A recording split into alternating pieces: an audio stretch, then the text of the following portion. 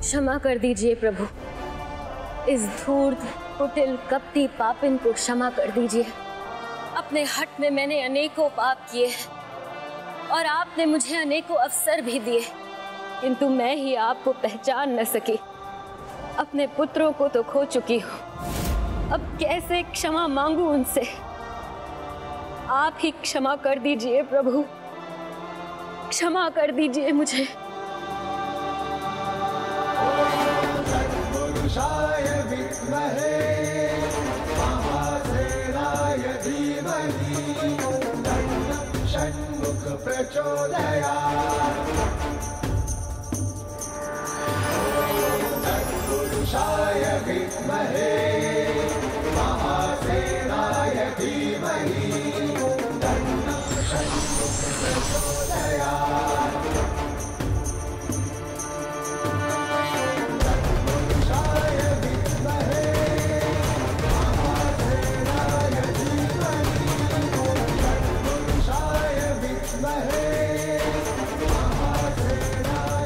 उठिए माते,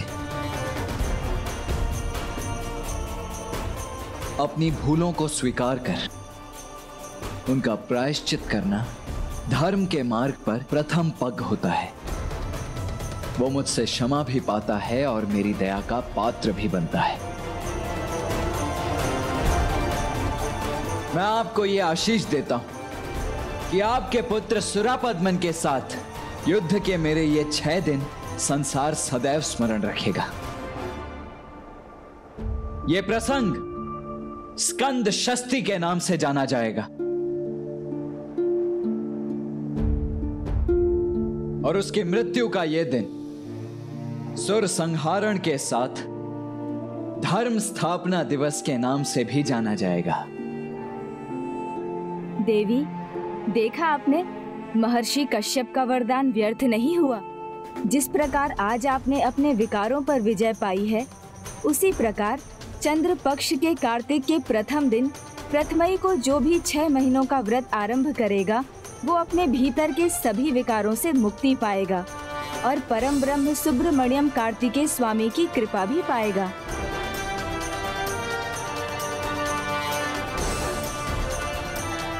प्रभु सुब्रमण्यम कार्तिकेय स्वामी की जय।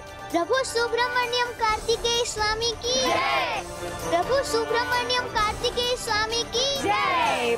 सर्वथा अतुलनीय है तुम्हारी भक्ति जयंत, इसीलिए मैं तुम्हें यह आशीष देता हूं पुत्र जयंत कि स्कंद षष्ठी का ये पर्व तुम्हारी महानतम भक्ति पर्व के रूप में भी मनाया जाएगा। प्रभु, आप मुझे यहाँ से स्वयं मुक्त कराने आए, मुझे आपके दिव्य दर्शन प्रदान करने की कृपा की है। उससे अधिक मैंने कुछ पाने की कोई आशा कहाँ की थी। प्रभु कृपा आरंभ होती है तो उसकी कोई सीमा नहीं होती जयंत। अभी तो और भी कुछ शेष है। अब तो प्रभु तुम्हें तुम्हारी बहन देवी देवसेना के पास ले जाएंगे। वो हमारी प्रतीक्षा कर रही होंगी। देवसेना,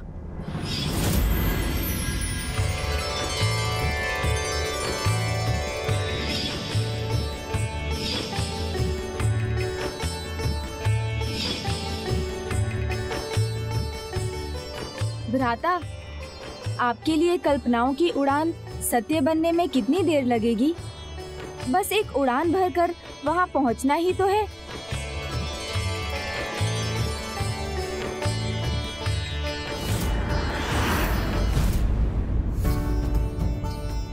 प्रभु ने अपने विश्व रूप स्वरूप के दर्शन भी दिए, अर्थात युद्ध में विजयी होकर वो अब लौट रहे हैं और किसी भी क्षण यहाँ पहुँच सकते हैं।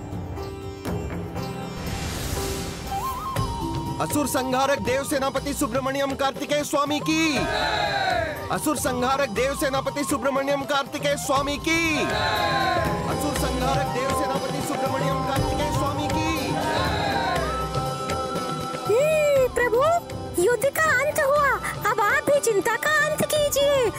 शत्रु पर विजय तो फिर भी प्राप्त की जा सकती है, किंतु किसी के मन पर विजय प्राप्त करना इतना सरल नहीं। भ्राता कार्तिकेय ने अभी तक विवाह के लिए स्वीकृति नहीं दी है और हमें उन्हें 2 कन्याओं भाभी माँ देवसेना और देवी श्री वल्ली से विवाह के लिए मनाना है। 2 कन्याओं से विवाह प्रभु? हाँ मूषक जी, पिछले जन्म में दोनों ही मामा श्री प्रभु नारायण की पुत्रियां थी, जिन्हें भ्राता कार्तिकेय ने विवाह का वचन दिया था। यही नियति है जो सत्य होगी। हमें शीघ्रता करनी होगी मूषक जी। भाभी माँ देवसेना भ्राता कार्तिकेय के आगमन की प्रतीक्षा कर रही होंगी। वल्ली थी तो उसके जाने की प्रतीक्षा थी, चली गई तो प्रभु के आने की प्रतीक्षा। मेरे जीवन की ये लंबी प्रतीक्षा अब कब समाप्त होगी प्रभु? असुर संहारक देव सेनापति सुब्रमण्यम कार्तिकेय स्वामी की। असुर संहारक देव सेनापति सुब्रमण्यम कार्तिकेय स्वामी की।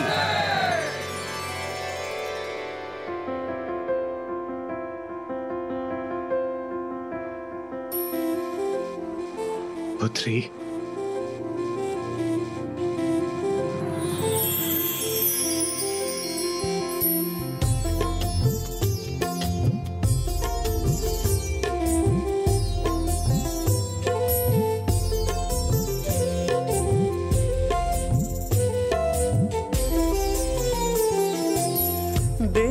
नाना दीनता नाना देरे ना दीनता नाना दीनता नाना दीनता नाना देरे ना दीनता नाना दीनता नाना दीनता नाना देरे ना दीनता नाना। प्रभु, मेरे प्रभु, दीनता नाना देरे ना दीनता नाना।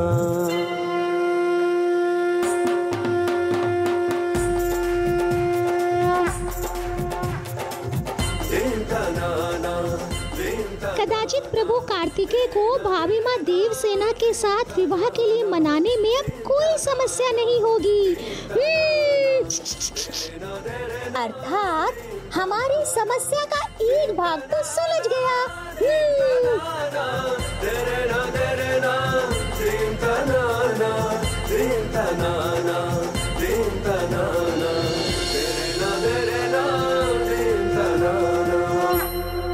दीदी,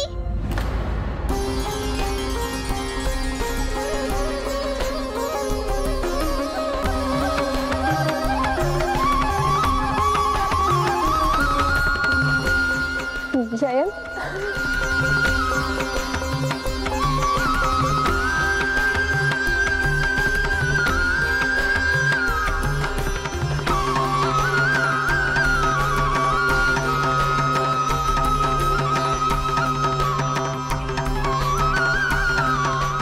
दीदी,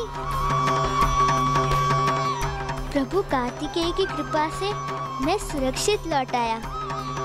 मुझे क्या था, प्रभु कार्तिकेय की जिस पर कृपा हो उसका भाग्य उससे कभी नहीं रूठ सकता।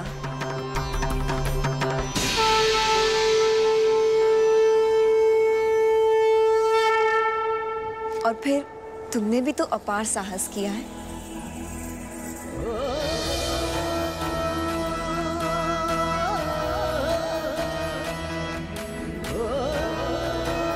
गणेश जी, इन दोनों की दृष्टि और भाव को देखकर ऐसा प्रतीत हो रहा है जैसे धरती और आकाश एक साथ आए हो, जैसे सुगंध और सुमन का एकाकार हो रहा हो।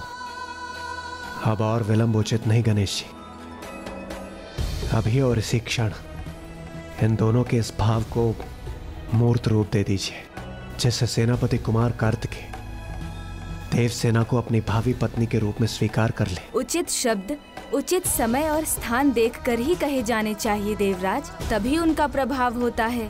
यहाँ कदाचित वो हमारे प्रस्ताव को स्वीकार ना करें, किंतु माता एवं पिताश्री के समक्ष वो उसे अस्वीकार नहीं कर सकेंगे। आप उचित कह रहे हैं गणेश जी, हमारा थोड़ी और प्रतीक्षा करना ही उचित होगा। हाँ, इसलिए अभी हमें शांत रहना चाहिए।